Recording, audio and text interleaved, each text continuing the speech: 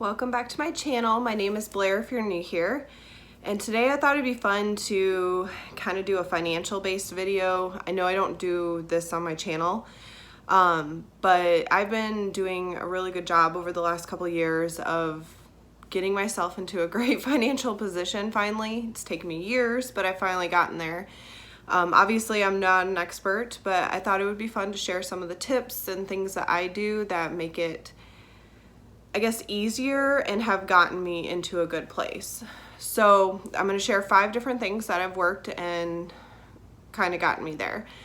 So the first tip I have is a budget. Obviously everybody needs a budget. One helps you to know, how much you need to pay your bills or savings or spending money each month, and then also to know when you're over budget and when you need to cut back on some things.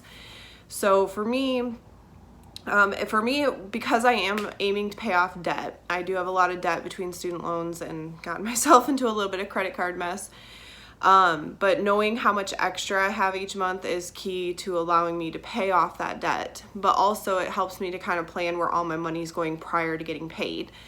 In my job, I actually get my pay stubs on a Tuesday and then I get paid on Friday. So it gives me time prior to having the money to kind of sit down and go, okay, where is my money going to go with this paycheck? How much do I have to pay towards my debt, and how much can I save? So that would probably be my biggest thing, is just trying to get into a great financial place, is to just simply have a budget. The second thing that I do to kind of help me stay on budget, I've spoken about a few different times on here, is meal planning. Meal planning is great because, one, it helps you to kind of know what you're going to eat throughout the week, but big time when you're grocery shopping, it helps you to stay on budget because you're not buying meaningless food or items that maybe don't fit into a plan or a meal, where if you're just buying those things, you're going to waste them because you don't have a plan for it. But it helps me, one, to stay on budget with buying groceries and spending money on groceries. I get paid every 2 weeks, so when I budget my money and grocery shop, it's for 2 weeks at a time. So meal planning helps me to kind of stay on track with that. 2, it kind of helps with not eating out, because if you already have the meals planned or the food prepped ahead of time, well, why go out? Why waste the food when you already have it? So it helps me in that way. Now, to kind of stay on budget when it comes to my grocery shopping, I've talked about it before. Besides writing up my plan, I use store apps. So like Walmart, I do a lot of my grocery shopping at Walmart, like the neighborhood market, because it's cheaper than most places. So I actually use the app. So when I'm planning out my groceries and go to make like my list for shopping, I actually put it all in the app.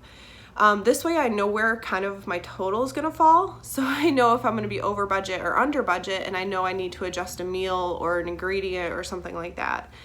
And it's great because if I can order groceries, I try to do that so I don't go into the store, because if you go in, sometimes you end up buying stuff you didn't plan on buying. And then 2, it also gives me a grocery list while I'm in there, if I have it already in the app, so I can just delete it from that instead of trying to remember a paper copy or something. So that definitely helps me, one, to stay on budget for my budget, helps me to have groceries and not eat out as much. So meal planning is a great way to kind of prevent that and not to waste so much food. Now, the third thing I do is savings. I always try to pay myself first, and I started this initially when I first started trying to get out of debt. I started very small. It was something simple like $50. Every paycheck I put $50 in my savings, and I didn't touch it. And over time that accumulated, and it does build up quicker than you think. So it kind of gave me this emergency fund. If something was to come up that was unexpected, at least the money was there and I wasn't creating more debt to take care of that situation. So saving money is a great thing. Another tip that I have, like for myself, if I try to save money for anything and I keep it in my main bank account, if I see it on the regular basis when I'm in there, I'm more tempted to spend it. Even though I'm like kind of stingy with my money and I don't like to spend money unless I have a great reason for it, if I see it, I'm more likely to use it. So I've created multiple bank accounts for that. Like I have a separate checking account that is specific for sinking funds, which we're going to talk about in a minute. And then I have like a third bank account that I use specifically for rainy day funds or things for fun. And then I have my true savings account that I keep like my emergency in. All of them are fully accessible anytime if I need it, but at least they're not visual. It's not something I go into on a regular basis, like my main checking account where I'm checking how much I got if I want to eat out or something.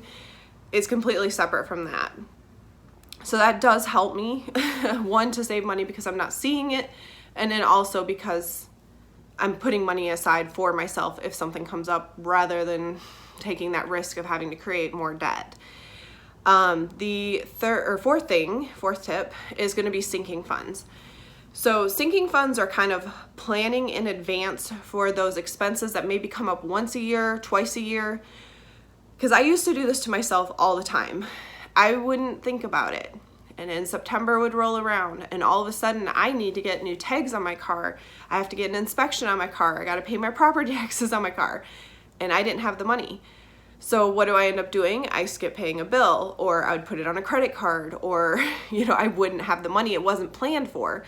And then it would set me back. So it was like I was never getting ahead because I kept pushing myself backwards. So I would say, I think it was last year, I finally started to implement sinking funds.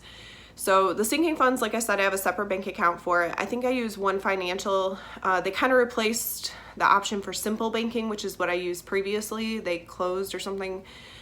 But One Financial allows you to have what they call pockets in the account. So I can set a sinking fund or a pocket in my bank account for these individual expenses that I know will come up.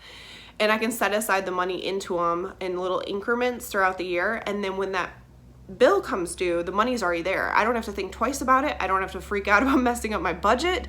It's already there. So for instance, I have sinking funds for like my Amazon Prime account, which is once a year. I have a sinking fund for car registration, taxes, inspection. I have a sinking fund for my car insurance. I have a sinking fund for Christmas.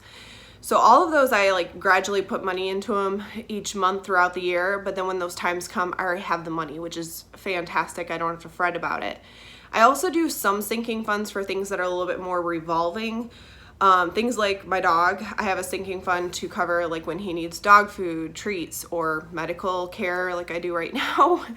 So it's great to have that money set aside, and again, I'm not burying myself in debt for those. Or things like household items is one of the ones I have. It's not a large amount I keep in there, but like when things come up, like I run out of cleaning supplies, or I need toilet paper, or things that you need in your house, I can pull from that anytime I need to replace those items, and then I just replenish the funds. So that's like a great way to stay ahead of the game when you know those expenses are coming, instead of panicking or messing up your budget because you didn't plan for it. And it's easier to put the money aside because you're doing small increments at a time. So, like, I don't know, Amazon Prime, $120 for the year. So you put aside like $10 a month. You have the $120 when that bill comes due. You don't have to think about it. And it's not a large unexpected, I wouldn't say unexpected, but a large expense at one time that maybe you weren't prepared for. So sinking funds have definitely saved me quite a bit. And honestly, it helped lessen my stress when it came to financial things that would pop up like that. So that's another great thing. And then the last thing to kind of talk about is debt payoff. And this is kind of like my fifth tip. I know there's all kinds of different methods out there that people talk about how they pay off debt. I will say I've been doing the snowball method, which is where you kind of take your smallest debt regardless of interest and you pay that off. And then once it's paid off, you take that payment and roll it into the next one and so on. When I did this, I had a lot of student loans and a few credit cards that I was trying to aim to pay off. And the smallest student loan I had, I think was like, I want to say it was around $600 to $800 that I had left on it. And they wanted like $25 a month, which honestly, you'd be paying on it for 3 more years, which is absurd for, $800. That should easily be paid off in that year. So when I had examined my budget, I had realized, okay, I got an extra $25. That was it. I was very tight on my budget. So I took that $25, and rather than paying $25 towards that student loan, I did $50 a month. And anytime I had any extra, I threw it into that. So that debt was paid off in less than a year. And then I was able to take, okay, I was used to paying $50 a month. So I just rolled that into the next debt. And honestly, it was quickly paying down those small increment debts. And so I was getting these little wins, and it was keeping me very motivated because I had less and less that was, debt. And even though I'm getting to a point where I only have a few of my major debts left that are large sums,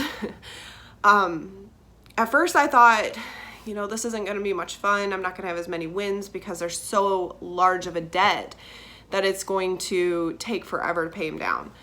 But then as time got closer and closer to that, I started to realize, at that point, the debt I'm working on, I'm paying like $300 a month towards.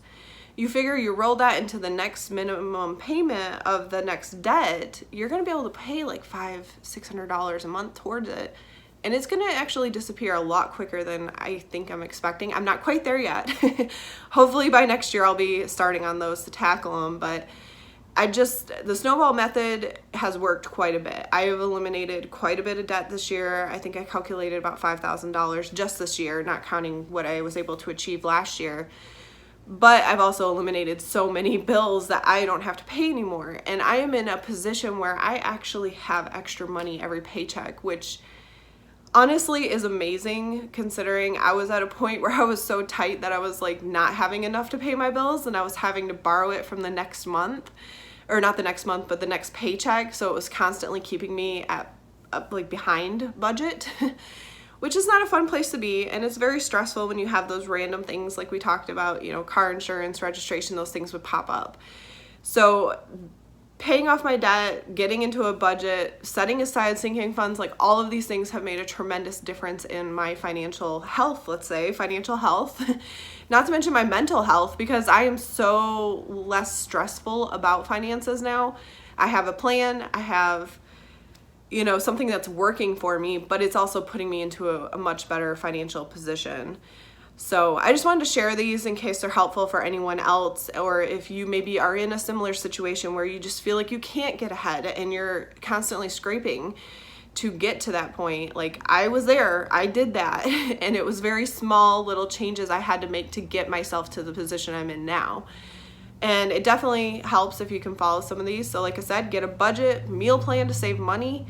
Save first, put yourself aside a little bit of money so you have it for big emergencies. Sinking funds so you're ready when those expenses come rather than having to have a large lump sum. You put a little bit aside each month. And let me tell you, with the holidays just around the corner, like that is awesome. Like I already have my Christmas money set aside to shop and to bake, and if I need to replace any decorations. So it makes it a lot less stressful when that time comes. But I hope you enjoyed. I hope you found it useful, and I definitely hope everybody has a blessed day.